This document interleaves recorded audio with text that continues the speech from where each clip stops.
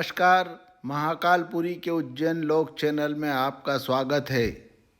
दोस्तों, भगवान श्री महाकाल पृथ्वी लोक के अधिपति अर्थात राजा हैं। उनकी प्रतिष्ठा काल, समय व मृत्यु के देवता के रूप में है। मान्यता है भगवान महाकाल की पूजा अर्चना करने से अकाल मृत्यु से रक्षा होती है और महामृत्युंजय मंत्र के जाप से गंभीर रोगी भी स्वस्थ हो जाते हैं। देश का एकमात्र दक्षिण मूर्ति ज्योतिर्लिंग होने से महाकाल तंत्र साधकों के भी परम आराध्य हैं। धर्म, आध्यात्म व तंत्र की दृष्टि से तो महाकालेश्वर का वैशिष्ट्य है ही। महाकाल की भस्म आरती के कारण इसकी महनीयता और बढ़ जाती है। देश के 12 ज्योतिर्लिंगों में महाकाल एकमात्र ज्योतिर्लिंग है जहां प्रतिदिन तड़के 4 बजे होने वाली मंगला आरती में भगवान महाकाल को भस्मी रमाई जाती है। भगवान को भस्मी स्नान कराने की इस परंपरा से ही इस आरती का नाम भस्म आरती पड़ा है। महाकाल संहिता में उल्लेखित दिगंबर मत के अनुसार पूरी दुनिया में एकमात्र भगवान महाकाल की ही भस्म लेपन द्वारा प्रथम पूजा की जाती है। यह बात तो आप सभी जान गए हैं, लेकिन भगवान महाकाल को अर्पित की जाने वाली यह भस्म आखिर तैयार कैसे होती है, यह बात रहस्य ही है। किंवदंतियों के अनुसार अनेक भक्तों का मानना है कि भगवान महाकाल को प्रतिदिन चिता की भस्म अर्पित की जाती है। अगर आप भी ऐसा ही सोचते हैं तो सावधान हो जाइए। आज मैं आपको भस्म आरती से जुड़े इस रहस्य की वास्तविकता बताने जा रहा हूँ। आपको यह जानकर बेहद आश्चर्य होगा कि ज्योतिर्लिंग महाकाल मंदिर में ज्ञात इतिहास में आज तक भगवान महाकाल को कभी भी चिता की भस्म नहीं चढ़ाई गई है। इस बात का खुलासा स्वयं महाकालेश्वर मंदिर में महानिर्वाणी अखाड़े के गादीपति महंत विनीत गिरी जी महाराज ने उज्जैन लोक चैनल के माध्यम से किया है। महंत जी ने बताया, भगवान महाकाल को चिता भस्म चढ़ाने की बात पूर्णतः असत्य व भ्रामक है। भगवान महाकाल को प्रतिदिन शुद्ध गाय के गोबर से निर्मित औषधीय युक्त कंडों की राख से तैयार की गई भस्म चढ़ाई जाती है।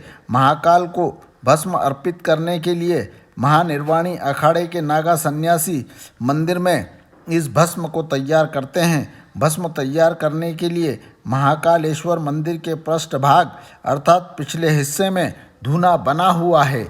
यह धूना अनादिकाल से अनवरत चैतन्य है।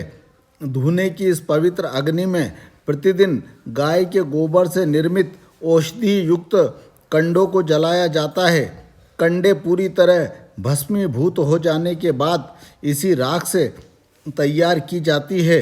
भस्मी यह इतनी महीन होती है कि भगवान को अर्पित करते समय कपड़े की पोटली से छनकर भगवान का अवधूत रूप में श्रृंगार कर देती है। भगवान को शुक्ल यजुर्वेद व अघोर मंत्र से भस्म रमाई जाती है। भगवान को भस्मी अर्पित करने के बाद आरती की जाती है। भगवान को अर्पित की जाने वाली इस भस्मी की वास्तविकता हम सभी भक्त महानिर्वाणी अखाड़े के महंत विनीत गिरी जी महाराज के श्री मुख से जानते हैं। तो आइए चलते हैं मंदिर परिसर स्थित महानिर्वाणी अखाड़े में। महंत जी, महाकालेश्वर मंदिर में तड़के 4 बजे होने वाली भस्म आरती में महानिर्वाणी अखाड़े की ओर से भस्म रमाने की परंपरा है।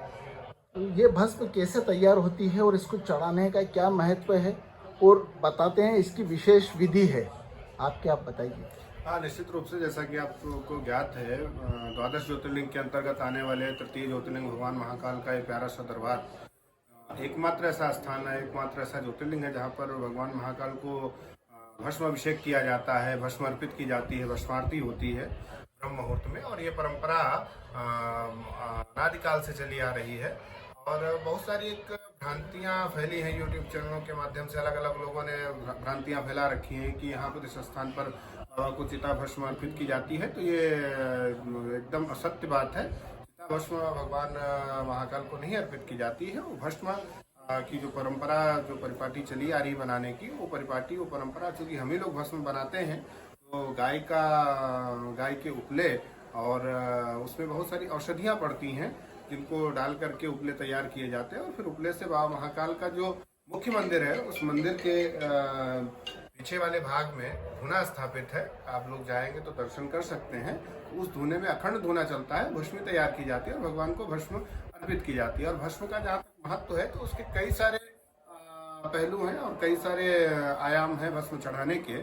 उसमें से मुख्यतः नित्य प्रति जो आपको भस्म अर्पित की जाती है भगवान महाकाल को, क्योंकि भगवान शिव को सत्य रूप कहा गया है। हमारे यहाँ भगवान शिव को सत्य रूप कहा गया और सत्य इस पूरे चराचर ब्रह्मांड का अगर कुछ सत्य है, अंतिम सत्य है तो भस्म है, राख है। तो इसलिए शिव सत्य को धारण करते हैं, एक विषय है। दूसरा संक्षेप में अगर मैं अपनी बात को कहूँ तो हमारे यहाँ जो एक परिपाटी रही है इस सृष्टि के निर्माण की, ब्रह्मांड के निर्माण की, निराकार से साकार और साकार से पुनः फिर निराकार, उस दृश्य को भी उस भस्म आरती के माध्यम से दर्शाया जाता है कि प्रतिदिन भगवान निराकार रूप में होते हैं, उनका श्रृंगार करके एक साकार रूप दिया जाता है, फिर सब भस्मीभूत हो जाता है और फिर वो सब हटा करके पुनः निराकार रूप को प्राप्त कर लेते हैं। ये बड़ा अद्भुत दर्शन है और इस पर एक लंबी चर्चा हो सकती है, लेकिन मुझे लगता है आज के लिए आपके लिए पर्याप्त है इतना। चिता भस्म नहीं चढ़ती है, ये एक संदेश जो आप देना चाहते हैं, ये एकदम सत्य है। जी धन्यवाद।